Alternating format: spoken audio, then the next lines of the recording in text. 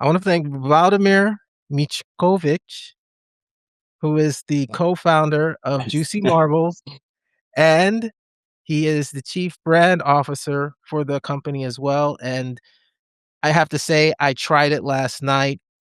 Amazing. It's exactly Mhm, what you think it should be. So let's talk a little bit about that. What made you want to mhm, develop you have a wide range of items in your catalog, mhm. but Yeah. let's just talk about the first item that you created and what was the genesis of that? Mhm. The first product we came out with, so yeah, we make plant-based whole cuts, and the first product we created was a marble fillet steak. The reason why we went with that one first, it wasn't because, well, we knew how to make different things, so we developed a technology with which, maybe not even technology, more like a process with which we can obtain these this texture that has like these fibers that are very akin to whole cuts such as steaks and ribs and chicken and so forth. And we had prototypes of ribs and chicken and different steaks before we launched the first product. But then we were thinking, okay, so we're a small company. We're not gonna be, we're not gonna have a big capacity in the beginning of, having the luxury of economies of scale. So we thought that maybe it's good that we come out with like a cut that's considered premium, so to help us with the first steps. I'm gonna make a weird comparison here, but like similar to Tesla and the Roadster.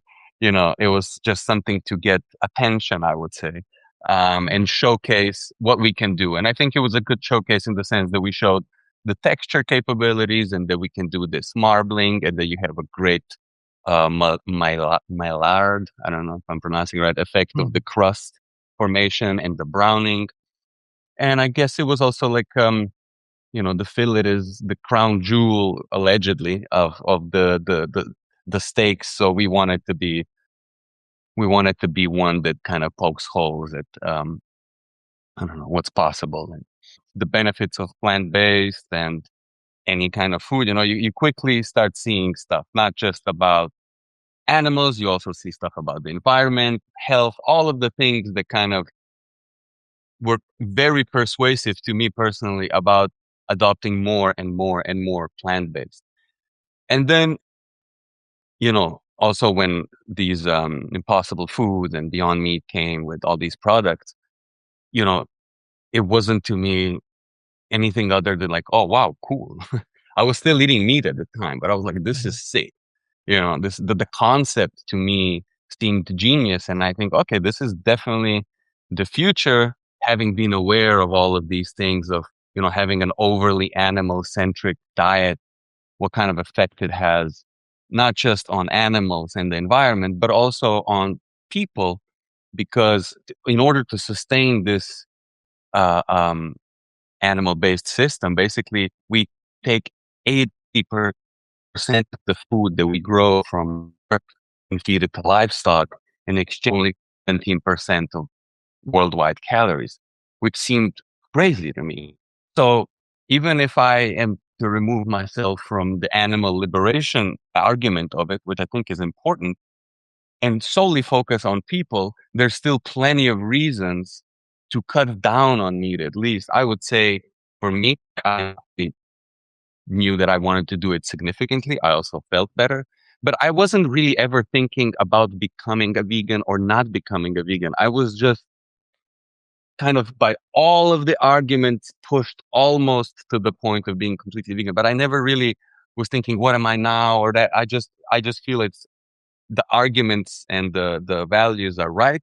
And I want to gradually, for me, move towards it as much as I can. And also I wish to see the world move in that direction for all of the reasons stated, right? So I guess that would be the story. So yeah, so I happen to have in my hands the product right now. This is how it looks. It's been a little wear and tear on my end, but we have the Juicy Marble Hmm. Baby Ribs. So tell us a little bit about this one. Okay, so baby ribs is is my favorite product that we've ever made, because it has a super clean label and it is super fun to eat. So we developed, we noticed that we have a little side stream of protein that was going to waste. So our R&D team has managed to find a way to take this pure protein and turn it into something that looks like bones.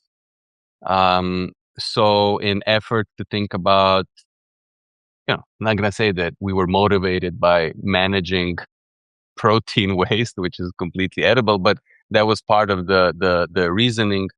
We just made these prototypes at some point for fun and games, and we sent about 500 or 1,000 of them just to um, curious eaters from our community.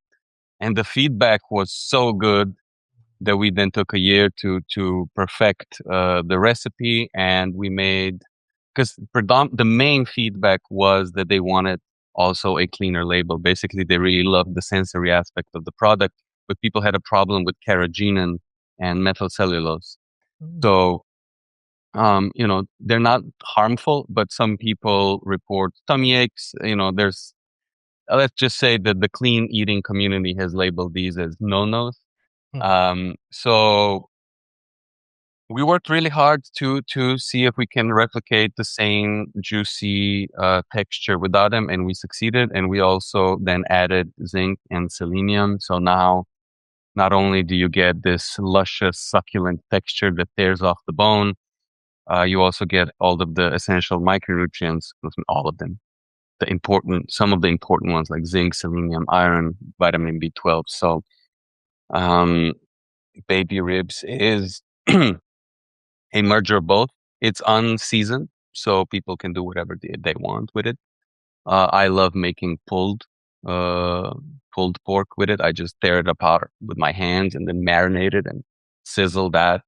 But I also really do love, we have a recipe online, maple bourbon glazed ribs is absolutely bonkers fantastic to me. So yeah, I'm already getting into the zone of just hyping recipes, but yeah, that's baby ribs.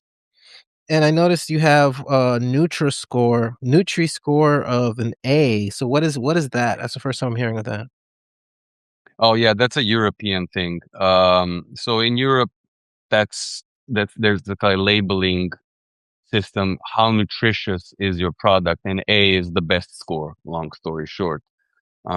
So we put that on there because we got it. It's proof that Why it's not, right? nutritious. Yeah.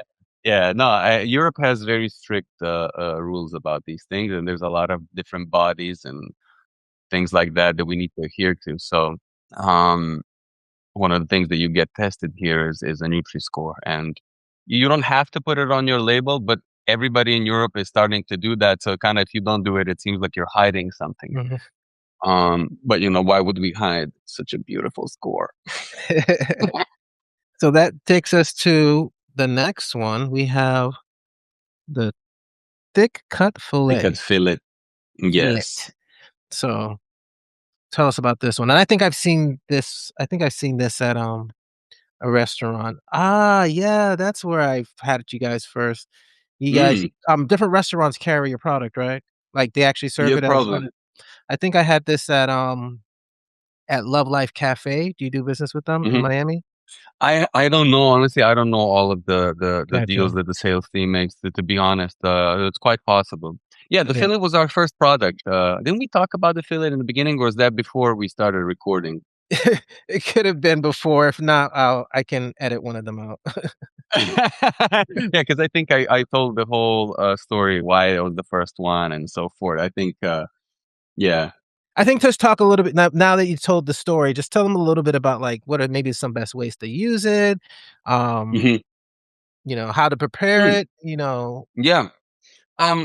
Well, this one is great because you can just straight do a little salt and peppy and put it next to your favorite sides and have a quick, juicy protein dish that doesn't take a lot of time to make. But I personally have been using it a lot. I steer it on the pan whole, and then I'll cut it into little slices, and then I'll just give them a little sizzle just to get a little more crust. Uh, and, um, and then I'll put that on top of like either a carb or a salad. It depends how I feel that day. So I really just dance with the sides depending on what. So, whatever people like, but I really like it on top of a salad. I like it with polenta a lot. Mm. Polenta's my jam, but this is subjective. But I would say prepare it in a way where you get a lot of crust. It's still subjective, but I love crust. So I would say, if you chop it up into little slices, even before, and you just sizzle them on each side, the way to do it.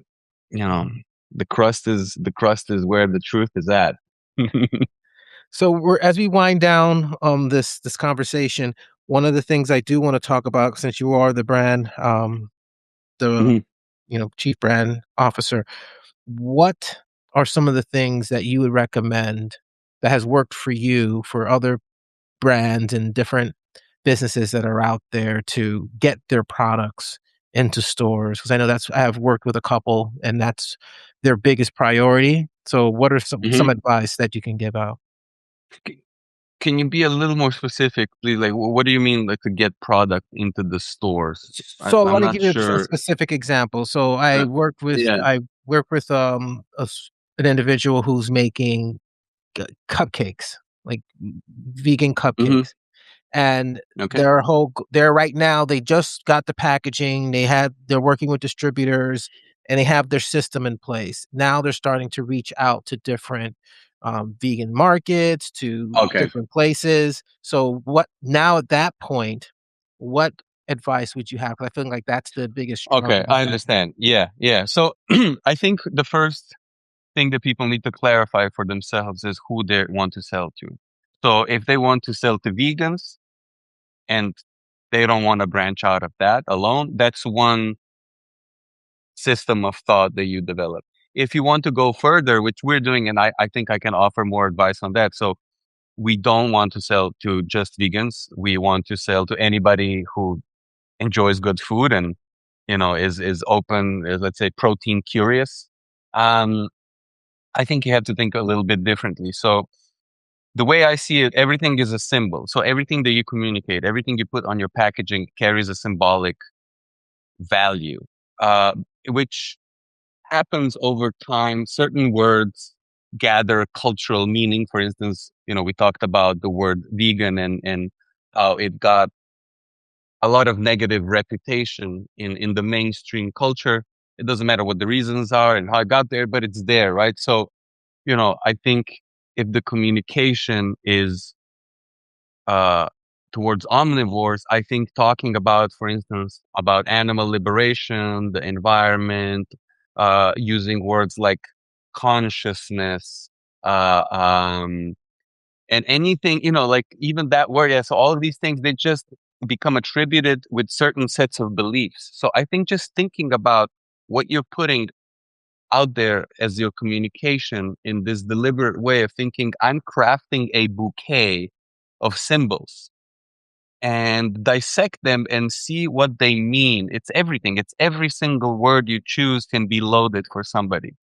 So, I obviously harmony is beautiful. Consciousness. Let's be conscious, and mindful and all of it. So these are great concepts. Um, but I think when we're launching a brand and if our audience is X, we need to think about what they think about these words and what they might mean to them, right? And then craft that bouquet that it doesn't make the person not like you just because you maybe used a green leaf for a logo. It would suck because I bet the muffins are great, right? So it really depends. If you want to go broad with the product and if we want to see the more of the world eat more plant-based foods, I think we need to ditch anything that reminds people or might make them feel like their identity is being challenged. So thinking about people's identities is very important. I think people don't want to switch identities, but they do want to try new foods. So make them curious about your food and don't be so focused on the fact that it's vegan. That would be my main advice. It doesn't matter, because if people end up eating your product for whatever reason, the movement made a little win, Mhm. you know? And And that's how people will warm up, I think, to eating more plant-based, and then perhaps even one day thinking about becoming vegan. If that's anybody's goal, but it's really just make great food and present the food as a food company. That would be my advice. I mean, I think that's very sound, and that's what I hear from a lot of people when it comes to expanding and growing and scaling. And the other piece that you hit on is knowing your audience, taking a deep Hmm. dive into your audience, because maybe your audience is vegans, but you have to also know what comes with that. That if Yes. you're looking to focus mainly on vegans and you're hoping to have, 25 million people, you know, gravitate to what you're doing, there's probably not even 25 million vegans out there in the world. And so you try to want to hit 100% of every single vegan. So you have to set Yeah. the bar to where it needs to go. So that's like for us with Vegans Explore, we are catering to the vegan community. And I've developed a Mhm. program called Pre-Vegans, because I'm looking at, yes, you have these two different camps. And is there a Mhm. way to create that inclusivity at the same time being a stand for veganism? Mhm. And that is the result of conversations I've had where it's Mhm. very clear that I'm vegan, SoFlo vegan, Vegans Explore Mhm. guy, Mhm. and Mhm. I'm more interested in hearing where you are, like, that the kind of the conversation I was having with you earlier. It's not a point Yeah. of Yeah. I'm not attached to how you live your life. I'm more Mhm. attached to if you're open for me to be able to have a Mhm. conversation with you. And Mhm. that's how I gauge whether or not you're open, is just ask you a question, see how you Yeah. respond to it, and then I Mhm. shift, I add something, and then I move on. And Mhm. I'm Mhm. saying this not just to say this is what I do, but for the same reason that you provided that advice, I'm providing advice for people who are listening right now, is because I know you're probably hearing what we're conversation that we're having, and it's like, well, I'm gonna be a stand. I'm no people. Everybody's got to go vegan. And what if there's a way that people be interested in going vegan, and you can make them feel like they're on the inside? Mhm. Yeah. Well, I think there's a lot of different angles to come in. I definitely, again, as I was telling, I wasn't, when I saw vegan blogs like 15 years ago, I wasn't like ideologically shocked by it. I thought it made sense because my background I wasn't surrounded by people who were just hating on vegans, and there wasn't this whole culture yet developed, that I think became like an allergic reaction after plant-based meat became popular. Um, so I had that privilege, and uh, I find I find activism important. I don't think I would have learned many of the things that I learned about food and the food system had it not been for vegan activists. Um, Mm, but it's also, vegan activism to somebody will be the worst way to get into it. And that's why I think we should be happy that there's all sorts of brands out there that anywhere on the vegan spectrum, some are very activistic, some don't even mention it at all and just have a product that is vegan. And I I love that there's all that diversity because different people will get into it different ways. Ultimately, we're interested in impact, right? And having a positive impact on our society, on all species, on the environment, on our food system, on the food that we eat. And, there's a mix of interests that people have, and some people are more persuaded by the environmental argument. Some people are more persuaded by uh, animal liberation. Some people think about feeding all of the people in the world, and then they realize, yeah, I mean, animal-based system is literally only feeding the rich, and if we want to distribute our food resources to all humans, we need to cut down on meat bigly. Mhm. And um, that's not an ideological statement, I think, at all. I think it's like, I mean, do we want to feed all people? Do we want to end hunger and famine? And if the answer is yes, I think we need to be critical of the food system as is and also what we eat. Um, so yeah, I mean, I think what you're doing is great. And if it wasn't for blogs and podcasts such as yours, I probably wouldn't be doing what I'm doing today. And thank you for your service, sir. And and and and I'm an advocate for all of the people that are in our community, and one of the people that we represent heavily are I would say content creators, influencers, people who are using their gift of creation creation, my baby, Mm, of content media production to inform the world. So where are you guys right now? Because I've spoken to a lot of companies and I feel like mhm, there is a shift in strategy in terms of how people are working with content creators. So for people who may be interested in reaching out to you, um, mhm, what wh- what advice could you give them in terms of what you're maybe looking for? What's going to increase your opportunity to collaborate and work with you? That mm. information. Oh, we're very open to all sorts of collaborations. You know, I think the main thing that we're looking is passion for food. I would say we don't, you know, you're either vegan or you're not. It doesn't really matter to us. It's like if you have a passion for food and you have an audience that's curious about making cool stuff, they love making food for themselves, for their loved ones, for family, friends, all that, kids. Uh, yeah, reach out. You know, we're not, we're agnostic about that. I think the main thing that we care about is that people, if we send them our product to do anything, is they have a passion for making amazing dishes. I had to say it through my teeth.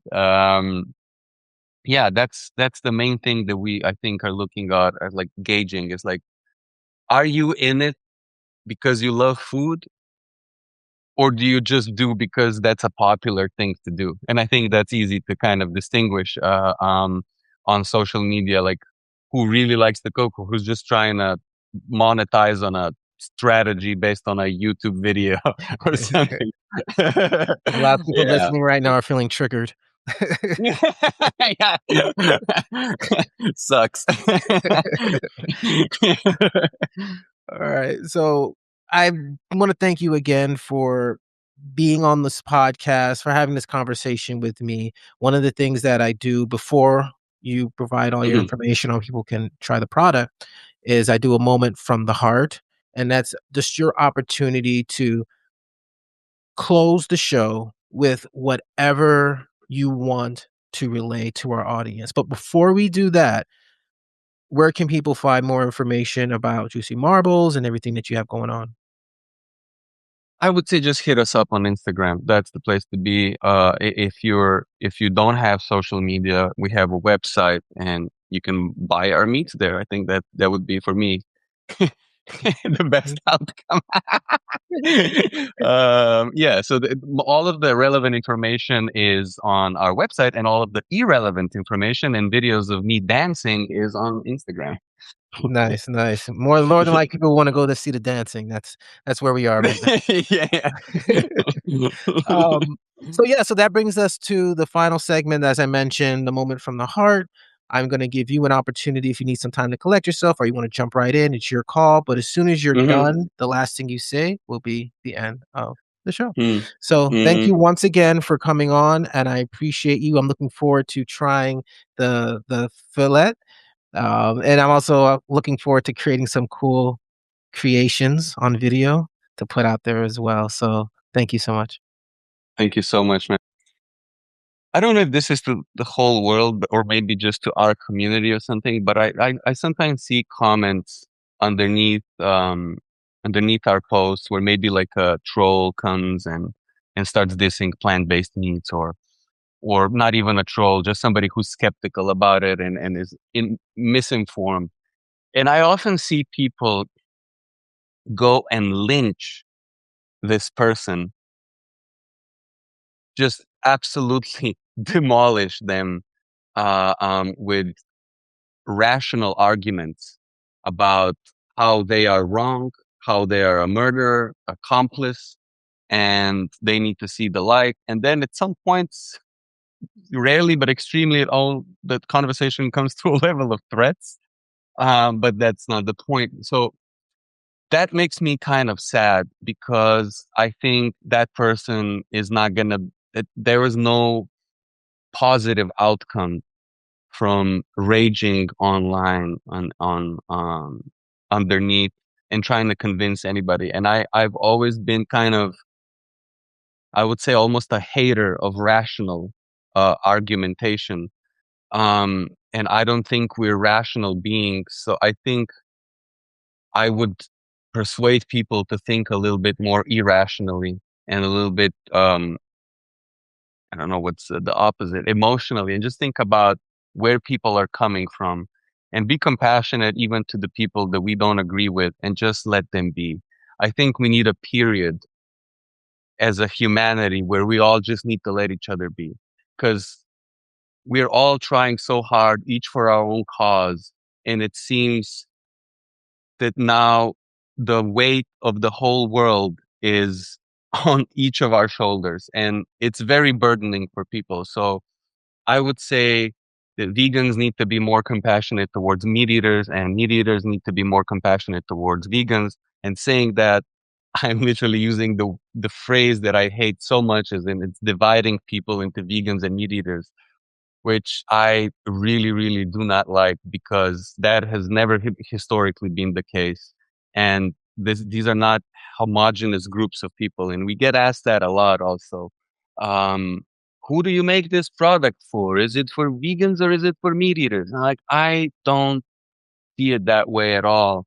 I think within the group of people who eat meat, there's a lot of different people, and the same goes for vegans. And we shouldn't make assumptions just based on people's diet. And I just hope that people would chill online and don't use comments for ideological warfare, at least not underneath our Instagram posts.